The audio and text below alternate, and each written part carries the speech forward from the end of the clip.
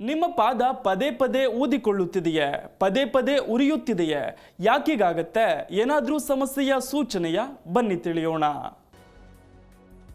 ನಿಮ್ಮ ಪಾದ ಪದೇ ಪದೇ ಊದಿಕೊಳ್ತಿದೆಯಾ? ಪದೇ ಪದೇ ಉರಿಯುತ್ತಿದೆಯಾ? ಯಾಕೀಗೆ? ಏನರ್ಥ? ನಮ್ಮ ಮುಖ ಸುಂದರವಾಗಿ ಕಾಣುವುದಕ್ಕೆ ನಾವು ನಾನಾ ರೀತಿಯ ಕಸರತ್ತುಗಳನ್ನ ಮಾಡ್ತೇವೆ. ಆದ್ರೆ ಮುಖದಷ್ಟೇ ನಮ್ಮ ಇತರ ಅಂಗಗಳು ಕೂಡ ಬಹಳ ಮುಖ್ಯವಾಗುತ್ತೆ ಎಂಬುದನ್ನೇ ನಾವು ಹಲವು ಬಾರಿ ಮರೆತು ಬಿಡ್ತೀವಿ. ಮುಖವನ್ನ ಕನ್ನಡಿಯಲ್ಲಿ ನೋಡ್ಕೊಂಡು ಖುಷಿ ಪಡ್ತೀವಿ, ಅದು ತಪ್ಪಲ್ಲ. ಆದ್ರೆ ನಿಮ್ಮ ಕೈಕಾಲು, ಎದೆಯ ಭಾಗ, ಬೆನ್ನು, ಕುತ್ತಿಗೆ ಭಾಗಗಳನ್ನ ದಿನದಲ್ಲಿ ಒಂದು ಬಾರಿಯಾದ್ರೂ ಗಮನಿಸಬೇಕು. ಜೊತೆಗೆ ಅವುಗಳಲ್ಲಿ ಯಾವ್ದಾದ್ರೂ ಬದಲಾವಣೆಗಳಾಗ್ತಾ ಇದೆಯಾ ಎಂಬುದನ್ನ ಗಮನಿಸಬೇಕು. ಆಗ ಮಾತ್ರ ನಿಮ್ಮ ದೇಹದಲ್ಲಿ ಆರಂಭವಾಗುವ ಸಮಸ್ಯೆಗಳನ್ನ ನೀವು ತಡೆಯುವುದಕ್ಕೆ ಸಾಧ್ಯ. ಅದೇ ರೀತಿ ನಿಮ್ಮ ಪಾದಗಳನ್ನ ಸ್ನಾನ ಮಾಡುವಾಗ ಅಥವಾ ಪೆಡಿಕ್ಯೂರ್ ಮಾಡಿಸಿಕೊಳ್ಳುವಾಗ ಮಾತ್ರವಲ್ಲ, ಪ್ರತಿನಿತ್ಯ ಗಮನಿಸಬೇಕು ಎಂದು ವೈದ್ಯರು ಹೇಳ್ತಾರೆ. ಯಾಕಂದ್ರೆ ನಮ್ಮ ಪಾದಗಳು ಪೂರ್ತಿ ದೇಹದ ತೂಕವನ್ನ ಹೊರೋದ್ರಿಂದ ಇದರ ಆರೋಗ್ಯವೂ ಕೂಡ ಬಹಳ ಮುಖ್ಯವಾಗಿರುತ್ತೆ.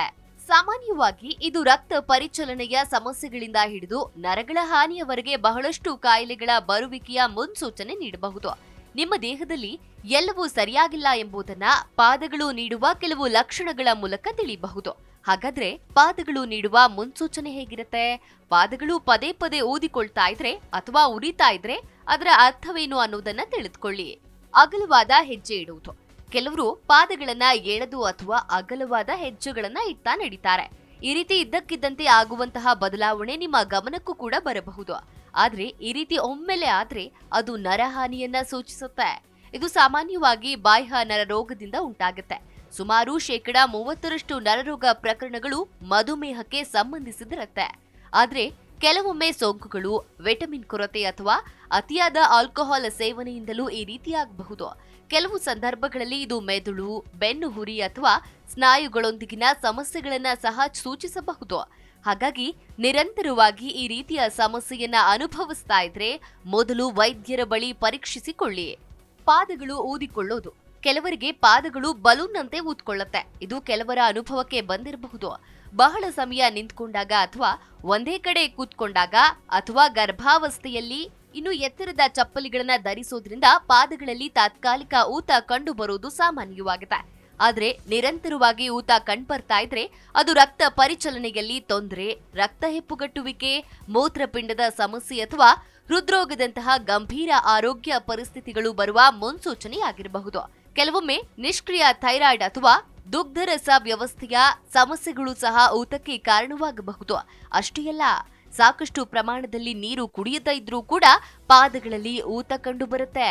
ಪಾದಗಳು ಉರಿಯುವುದು. ನಿಮ್ಮ ಪಾದಗಳು ಪದೇ ಪದೇ ಬಿಸಿಯಾಗಿ ಉರಿತಾ ಇದ್ರೆ ಅಥವಾ ಸುಡುವ ಭಾವನೆ ಉಂಟಾಗ್ತಾ ಇದ್ರೆ ಸಾಮಾನ್ಯವಾಗಿ ಇವು ಡಯಾಬಿಟಿಕ್ ಲಕ್ಷಣಗಳಾಗಿರಬಹುದು.